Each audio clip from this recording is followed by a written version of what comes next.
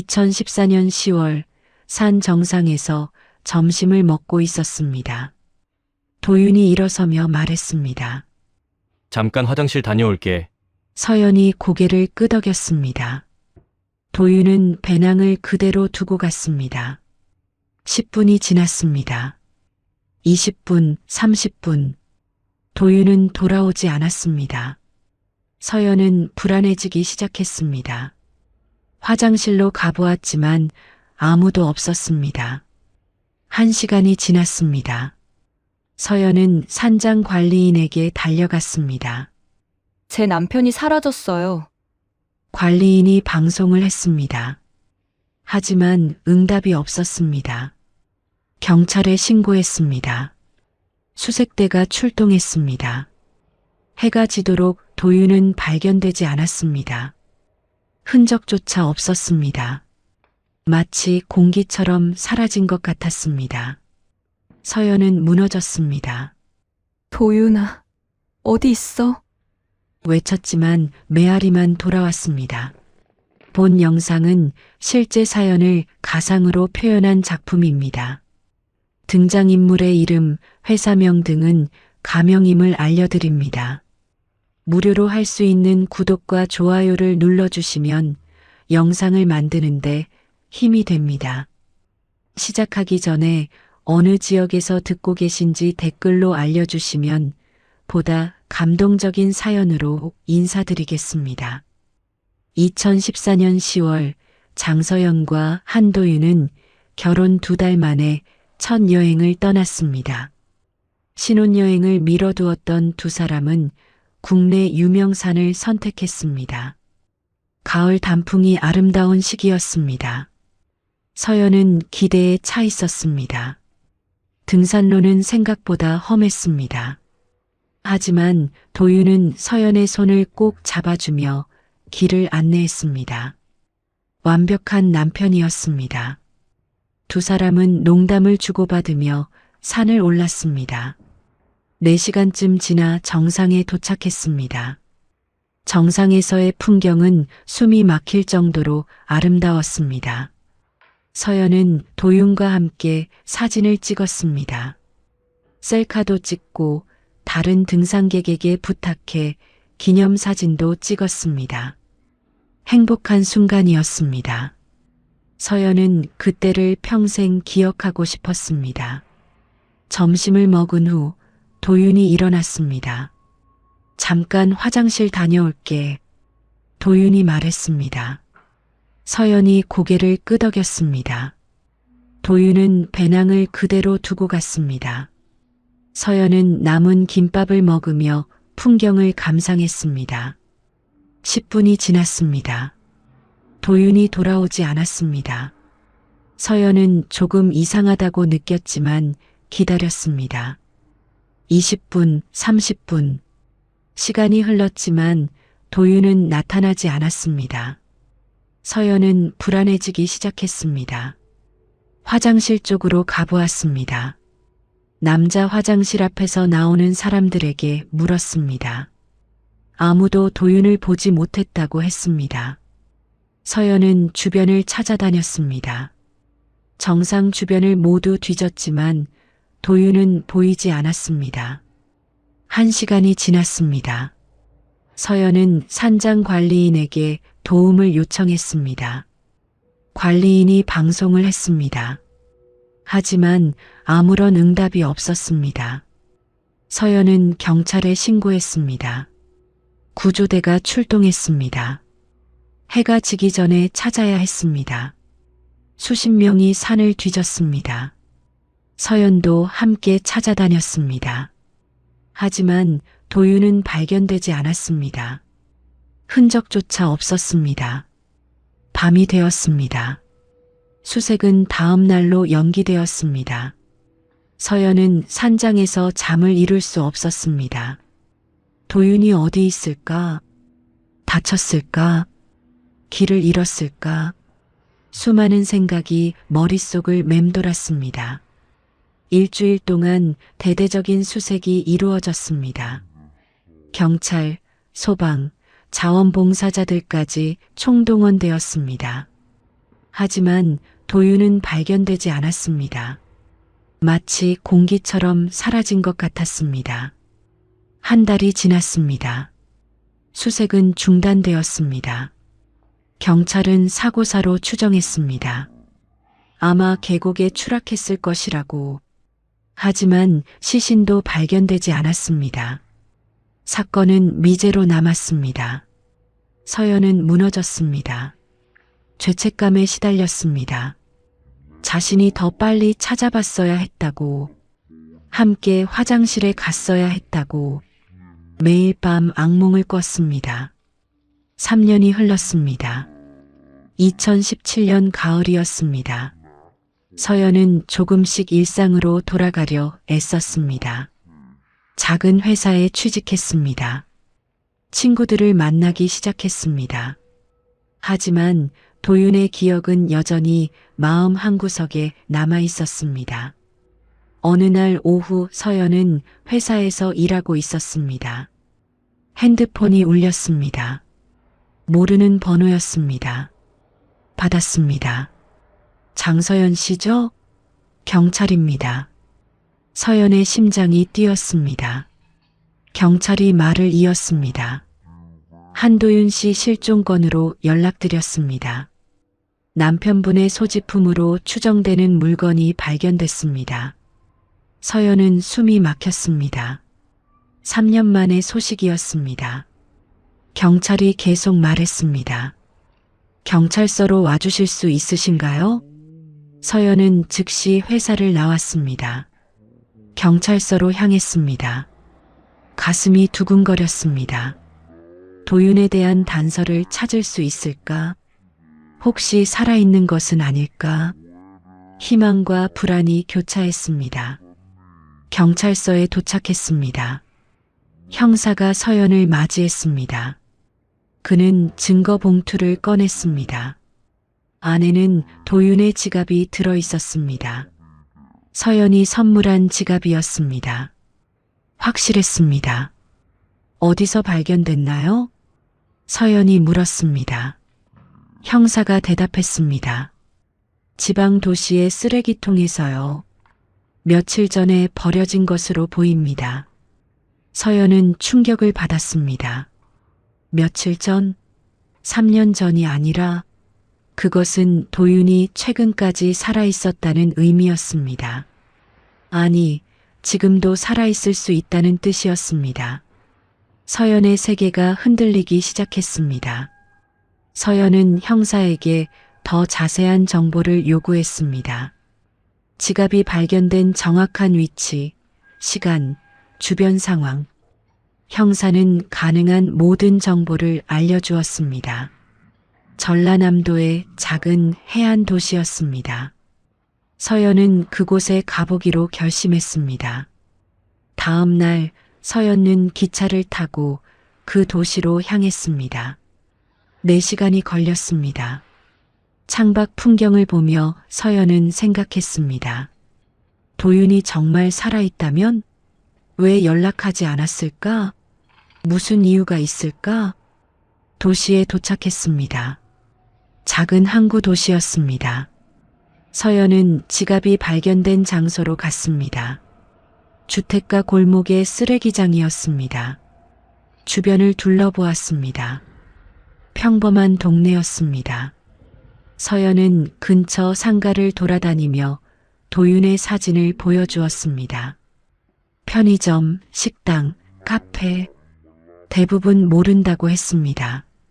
하지만 한 분식집 주인이 반응했습니다. 이 사람 본 것 같은데요? 서연의 심장이 뛰었습니다. 주인이 계속 말했습니다. 가끔 여기 와요. 여자랑 같이 근처 사나 봐요. 서연은 더 자세히 물었습니다. 주인은 도윤이 일주일에 2-3번 온다고 했습니다. 주로 저녁 시간이라고 했습니다. 서연은 감사 인사를 하고 근처에서 기다리기로 했습니다. 이틀 동안 서연은 그 분식집 근처를 맴돌았습니다. 작은 모텔에 묵으며 하루 종일 거리를 감시했습니다. 지치고 힘들었지만 포기할 수 없었습니다. 셋째 날 저녁 7시였습니다. 서연은 분식집 맞은편 벤치에 앉아 있었습니다. 그때 한 남자가 나타났습니다. 서연은 숨이 멎었습니다. 도윤이었습니다. 분명히 도윤이었습니다. 하지만 뭔가 달랐습니다. 머리를 짧게 자르고 안경을 썼습니다. 옷차림도 예전과 달랐습니다. 하지만 걸음걸이, 체형, 얼굴, 도윤이 맞았습니다. 그리고 그의 옆에는 여자가 있었습니다. 젊고 예쁜 여자였습니다. 서연은 일어섰습니다. 다리가 떨렸습니다. 하지만 걸어갔습니다. 도윤에게 다가갔습니다. 도윤은 서연을 보고 얼어붙었습니다. 그의 얼굴이 창백해졌습니다. 도윤아, 서연이 떨리는 목소리로 말했습니다. 도윤은 뒤로 물러섰습니다. 옆에 있던 여자가 당황한 표정으로 도윤을 보았습니다. 오빠, 이 사람 누구야? 도윤은 대답하지 못했습니다. 서연이 그 여자를 보았습니다. 그리고 다시 도윤을 보았습니다. 당신 살아있었어? 서연의 목소리가 커졌습니다. 주변 사람들이 돌아보기 시작했습니다. 도윤이 서연의 팔을 잡아 골목으로 끌고 갔습니다.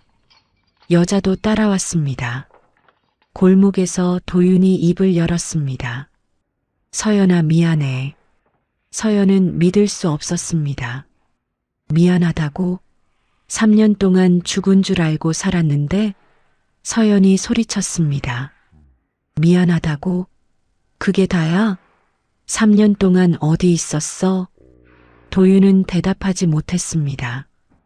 그의 눈에는 죄책감이 가득했습니다. 하지만 동시에 다른 감정도 있었습니다. 두려움. 옆에 있던 여자가 끼어들었습니다. 오빠, 이 사람이 그 사람이야? 전부인? 도윤이 고개를 끄덕였습니다. 여자가 서연을 보며 말했습니다. 저는 윤세빈이에요. 도윤 오빠의 약혼녀예요. 서연은 그 말을 듣고 비틀거렸습니다. 약혼녀? 도윤이 다시 결혼을 준비하고 있다는 말인가? 서연이 도윤을 똑바로 보았습니다. 설명해. 지금 당장. 도윤이 한숨을 쉬었습니다. 그는 잠시 망설이다가 입을 열었습니다. 카페로 가자. 거기서 얘기할게. 세 사람은 근처 카페로 갔습니다. 구석 자리에 앉았습니다. 서연은 도윤을 노려보았습니다. 도윤이 커피를 한 모금 마시고 말하기 시작했습니다. 3년 전 산에서 사라진 건 계획된 거였어. 서연은 숨이 막혔습니다. 계획? 도윤이 계속 말했습니다. 나는 돌아갈 수 없었어. 이유가 있었어. 서연이 끊었습니다. 무슨 이유? 아내를 버리고 도망칠 이유가 뭐야? 도윤이 고개를 숙였습니다. 그는 한참을 침묵했습니다. 그리고 조용히 말했습니다. 미안해, 나는 다시 돌아갈 수 없어. 서연은 분노가 폭발했습니다. 테이블을 쳤습니다. 주변 사람들이 놀라 쳐다보았습니다. 그게 답이야? 그게 3년 동안 날 지옥에서 살게 한 이유의 전부야? 도윤은 여전히 고개를 숙이고 있었습니다. 세빈이 조심스럽게 말했습니다. 언니 오빠한테도 사정이 있어요. 서연이 세빈을 날카롭게 보았습니다. 당신은 가만히 있어. 이건 우리 부부 문제야. 세빈이 입을 다물었습니다. 서연이 다시 도윤에게 물었습니다. 당신 왜 그랬어? 진짜 이유가 뭐야? 도윤이 마침내 고개를 들었습니다. 그의 눈에는 눈물이 고여 있었습니다. 말할 수 없어. 말하면 너도 위험해질 수 있어. 서연은 그 말을 이해할 수 없었습니다. 위험? 무슨 위험? 도윤이 계속 말했습니다. 제발 날 찾지 마. 그냥 내가 죽은 걸로 생각하고 살아줘. 서연은 믿을 수 없었습니다. 도윤이 자신을 버린 것입니다. 그리고 다른 여자와 새로운 삶을 시작한 것입니다. 서연은 일어섰습니다. 좋아. 당신이 그렇게 원한다면. 하지만 이건 끝이 아니야. 서연은 가방을 들고 카페를 나갔습니다. 뒤에서 도윤이 부르는 소리가 들렸지만 돌아보지 않았습니다. 밖으로 나오자 눈물이 쏟아졌습니다. 3년 동안 기다렸던 남편. 그는 살아있었지만 돌아오지 않았습니다. 자작 실종극이었던 것입니다. 서연은 배신감에 무너졌습니다. 하지만 동시에 의문이 들었습니다. 도윤이 말한 위험이란 무엇일까? 왜 돌아갈 수 없다고 했을까? 무언가 더 큰 비밀이 숨겨져 있는 것 같았습니다. 서연은 진실을 밝히기로 결심했습니다. 이대로 끝낼 수 없었습니다. 서연은 서울로 돌아왔습니다. 변호사를 찾아갔습니다. 도윤을 고소하기로 결심했습니다. 사망 위장, 보험금 사기 미수, 정신적 피해, 모든 것을 법적으로 처리할 생각이었습니다. 변호사는 서연의 이야기를 듣고 고개를 끄덕였습니다. 승산이 있어 보였습니다. 서연은 고소장 작성을 의뢰했습니다. 며칠 안에 제출할 예정이었습니다. 사흘 후 서연은 집에서 고소장을 검토하고 있었습니다. 초인종이 울렸습니다. 누군지 확인하지 않고 문을 열었습니다. 낯선 중년 남자가 서 있었습니다. 정장을 단정하게 입고 있었습니다. 장서연 씨죠? 남자가 물었습니다. 서연이 경계하며 대답했습니다. 누구세요? 남자가 명함을 건넸습니다. 한정욱, 도윤의 아버지였습니다. 서연은 놀랐습니다. 3년 동안 시아버지와 연락이 끊겨 있었습니다. 장례식도 치르지 못했고 위로도 받지 못했습니다. 들어가도 되겠습니까? 정욱이 정중하게 물었습니다. 서연은 망설이다가 문을 열어주었습니다. 두 사람은 거실에 앉았습니다. 정욱이 먼저 입을 열었습니다. 도윤이를 만났다고 들었습니다. 서연은 놀랐습니다. 어떻게 알았을까? 정욱이 설명했습니다. 도윤이가 제게 연락했습니다. 당신이 찾아왔다고. 서연은 침묵했습니다. 정욱이 계속 말했습니다. 고소하려고 하신다면서요? 서연이 단호하게 대답했습니다. 당연하죠.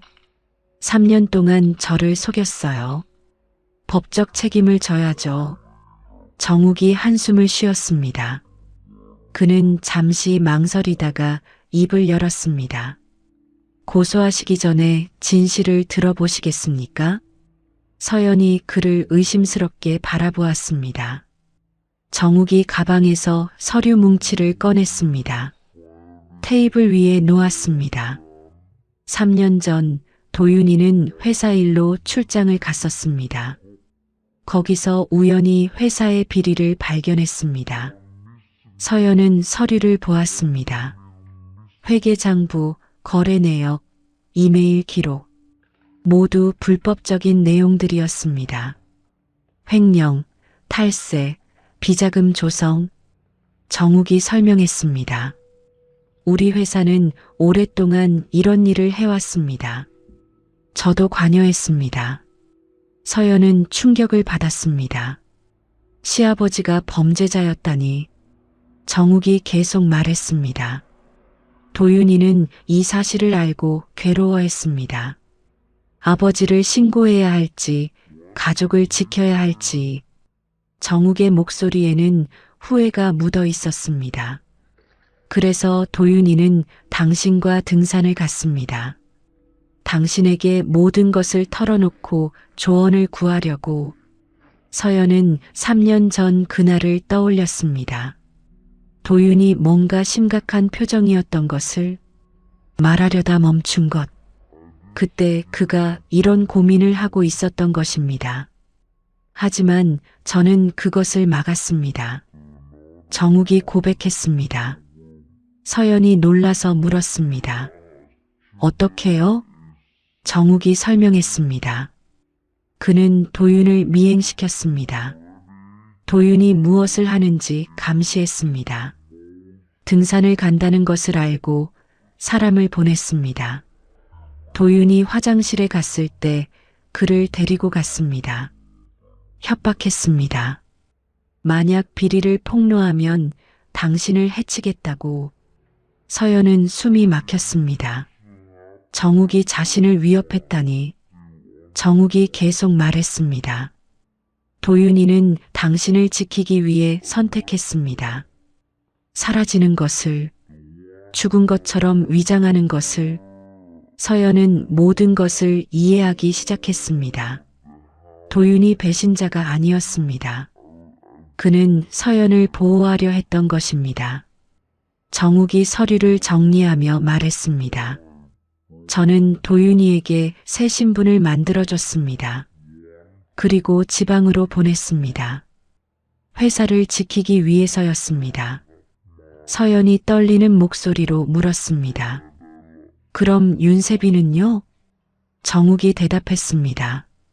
제가 붙여준 감시자입니다. 도윤이가 도망가지 않도록, 입을 열지 않도록. 서연은 분노가 치밀었습니다. 정욱이 모든 것을 조종한 것입니다. 아들의 인생을, 며느리의 인생을. 정욱이 한숨을 쉬며 말했습니다. 하지만 도윤이는 견디지 못했습니다. 당신에 대한 죄책감을. 그래서 최근 들어 불안정해졌습니다. 정욱이 서연을 보았습니다. 지갑을 버린 것도 도윤이의 실수였습니다. 아마 당신이 찾아오기를 바랐던 것 같습니다. 서연은 복잡한 감정에 휩싸였습니다. 도윤을 미워해야 할까, 동정해야 할까? 정욱이 일어서며 말했습니다. 제발 고소하지 말아 주십시오. 도윤이는 피해자입니다. 서연이 냉정하게 대답했습니다. 저도 피해자예요. 3년 동안 지옥 같은 삶을 살았어요. 정욱이 고개를 숙였습니다. 보상하겠습니다. 얼마든지. 서연이 비웃었습니다. 돈으로 해결되는 문제가 아니에요. 정욱은 할 말을 잃었습니다. 서연이 일어서서 문을 가리켰습니다. 나가주세요. 저는 제 길을 갈 거예요. 정욱이 문으로 향했습니다. 나가기 전에 그가 마지막으로 말했습니다. 부탁입니다. 도윤이를 용서해 주십시오. 서연은 대답하지 않았습니다. 정욱이 나가고 문이 닫혔습니다.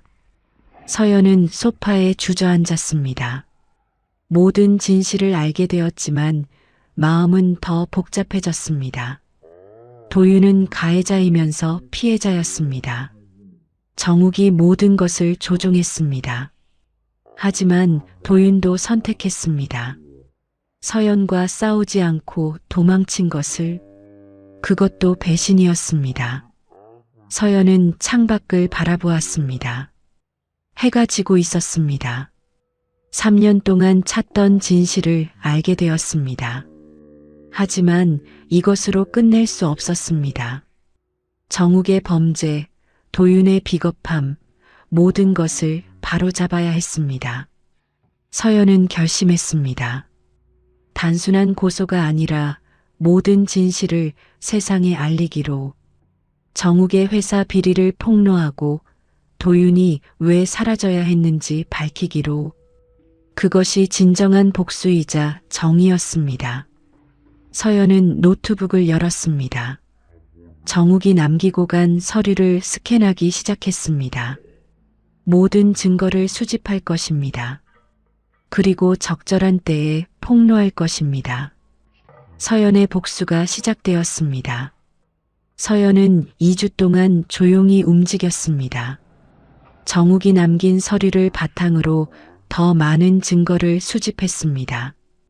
회사 내부자를 통해 추가 자료를 입수했습니다. 횡령 증거, 비자금 조성 기록, 탈세 문서, 모든 것을 완벽하게 정리했습니다. 변호사와 상담했습니다. 변호사는 서연이 모은 증거를 보고 놀랐습니다. 이 정도면 검찰에서 바로 수사에 착수할 겁니다. 서연은 고개를 끄덕였습니다. 하지만 검찰만으로는 부족했습니다. 언론도 필요했습니다. 대중이 알아야 했습니다. 서연은 기자 한 명에게 연락했습니다. 탐사보도로 유명한 기자였습니다. 만남은 조용한 카페에서 이루어졌습니다. 서연은 기자에게 모든 자료를 건넸습니다. 기자는 서류를 검토하며 눈이 커졌습니다. 이건 엄청난 특종이네요. 서연이 조용히 말했습니다. 3년 전 제 남편이 사라진 이유입니다. 이 비리를 숨기기 위해서였어요. 기자는 서연의 이야기를 주의 깊게 들었습니다. 남편의 실종, 자작극, 그리고 그 뒤에 숨겨진 회사 비리. 모든 것이 완벽한 스토리였습니다. 기사 쓰겠습니다. 일면에 날 겁니다. 서연은 감사 인사를 했습니다. 이제 준비가 끝났습니다. 서연은 검찰에도 고발장을 제출했습니다. 한정욱과 그의 회사를 고발했습니다. 동시에 도윤에 대한 고소장도 제출했습니다. 사망 위장죄로. 일주일 후 기사가 터졌습니다. 주요 일간지 일면에 실렸습니다. 대기업 이사의 비리, 아들 실종 사건과 연결. 제목이 충격적이었습니다. 기사는 상세했습니다. 정욱의 횡령, 탈세, 그리고 아들을 이용한 은폐 시도. 모든 것이 낱낱이 공개되었습니다. 여론이 들끓었습니다. SNS에서 화제가 되었습니다. 사람들은 분노했습니다. 정욱에게 그리고 그의 회사에게 주가가 폭락했습니다. 회사는 하루아침에 위기에 빠졌습니다. 검찰이 움직였습니다. 정욱의 집과 회사를 압수수색했습니다. 더 많은 증거가 발견되었습니다. 비리의 규모는 서연이 생각했던 것보다 훨씬 컸습니다. 수백억 원대 횡령이었습니다. 정욱은 긴급 체포되었습니다. 뉴스에서 그가 수갑을 찬 채 연행되는 모습이 방송되었습니다. 서연은 TV로 그 장면을 보았습니다. 복수가 시작되고 있었습니다. 한편 도윤도 경찰에 소환되었습니다. 그는 지방 도시에서 체포되었습니다. 사망 위장죄와 보험 사기 미수로 기소되었습니다. 윤세빈도 공범으로 조사받았습니다. 그녀는 정욱의 지시를 받은 감시자였기 때문입니다. 한 달이 지났습니다. 재판이 시작되었습니다. 서연은 법정에 증인으로 출석했습니다. 정욱과 도윤이 피고석에 앉아 있었습니다. 서연은 그들을 똑바로 보았습니다. 두 사람 모두 초라해 보였습니다. 검사가 서연에게 질문했습니다. 3년 동안 어떤 고통을 겪으셨습니까? 서연이 대답했습니다. 매일 밤 악몽을 꿨습니다. 남편이 어디선가 고통받고 있을까봐 제가 더 잘했어야 했나 자책했습니다. 서연의 목소리는 담담했지만 슬픔이 묻어났습니다. 방청객들이 숨죽이며 들었습니다. 하지만 남편은 살아 있었습니다. 다른 여자와 새로운 삶을 살고 있었습니다. 도윤이 고개를 숙였습니다. 서연이 계속 말했습니다. 저는 3년을 잃었습니다. 제 인생의 소중한 시간을. 그것은 돌려받을 수 없습니다. 재판부는 서연의 증언을 경청했습니다. 판결이 나왔습니다. 정욱은 징역 7년, 도윤은 징역 2년의 집행유예, 세빈은 벌금형, 회사는 파산 절차에 들어갔습니다. 서연은 법정을 나왔습니다. 기자들이 몰려들었지만 서연은 아무 말도 하지 않았습니다. 조용히 걸어나갔습니다. 복수는 완성되었습니다. 3개월이 지났습니다. 가을이었습니다. 서연은 3년 전 도윤과 함께 갔던 그 산을 다시 찾았습니다. 혼자였습니다. 등산로를 천천히 올라갔습니다. 예전의 기억이 떠올랐습니다. 도윤이 손을 잡아주던 것, 농담을 주고받던 것, 정상에 도착했습니다. 풍경은 여전히 아름다웠습니다. 서연은 3년 전 도윤과 사진을 찍었던 바위에 앉았습니다. 가방에서 그때 찍은 사진을 꺼냈습니다. 행복한 두 사람의 모습이었습니다. 서연은 사진을 바라보며 조용히 혼잣말했습니다. 당신들이 버린 건 사랑이 아니라 나를 완성시킬 마지막 조각이었어. 서연은 사진을 다시 가방에 넣었습니다. 그리고 일어섰습니다. 더 이상 과거에 얽매이지 않을 것입니다. 3년 동안 고통받았지만 그것이 서연을 강하게 만들었습니다. 배신당했지만 진실을 밝혀냈습니다. 서연은 산을 내려가기 시작했습니다. 발걸음은 가벼웠습니다. 하산길에 서연은 미소 지었습니다. 진심 어린 미소였습니다. 복수는 끝났고 새로운 시작이 기다리고 있었습니다. 산 아래에 도착했습니다. 서연은 차에 올라탔습니다. 시동을 걸고 길을 나섰습니다. 목적지는 정하지 않았습니다. 그저 앞으로 나아갈 뿐이었습니다. 몇 달 후 서연은 새 직장을 구했습니다. 작은 출판사였습니다. 서연은 자신의 경험을 책으로 쓰기 시작했습니다. 3년 후 돌아온 진실이라는 제목이었습니다. 많은 사람들이 비슷한 고통을 겪고 있었습니다. 서연의 이야기가 그들에게 위로가 되기를 바랐습니다. 책은 출간되었고 베스트셀러가 되었습니다. 서연은 강연도 하기 시작했습니다. 배신에서 살아남는 법, 진실을 찾는 용기. 많은 사람들이 서연의 이야기에 공감했습니다. 어느 날 서연은 한 통의 편지를 받았습니다. 교도소에서 온 것이었습니다. 도윤이 보낸 편지였습니다.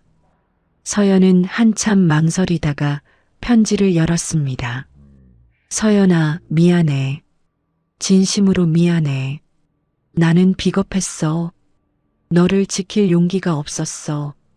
이제 와서 하는 말이지만 나는 너를 정말 사랑했어. 행복하길 바라. 서연은 편지를 읽고 조용히 접었습니다. 눈물은 나지 않았습니다. 이미 모든 감정을 정리했기 때문입니다. 서연은 편지를 서랍에 넣었습니다. 답장은 하지 않았습니다. 더 이상 할 말이 없었습니다. 저녁이 되어 서연은 발코니에 나갔습니다. 도시의 야경이 펼쳐져 있었습니다. 아름다웠습니다. 서연은 따뜻한 차를 마시며 미래를 생각했습니다. 새로운 사람을 만날까? 혼자 살까? 아직 결정하지 않았습니다. 하지만 상관없었습니다. 어떤 선택을 하든 서연의 것이었습니다. 서연은 미소 지으며 혼잣말했습니다. 이제 진짜 내 인생이야. 2014년 등산로에서 시작된 악몽은 끝났습니다. 3년 후 돌아온 진실은 고통스러웠지만 동시에 해방이었습니다. 서연은 더 이상 과거의 피해자가 아니었습니다. 자신의 운명을 개척하는 주인공이었습니다. 그것으로 충분했습니다. 이야기가 감동적이었다면 구독과 좋아요 눌러주시고 주인공에게 응원의 댓글도 부탁드립니다.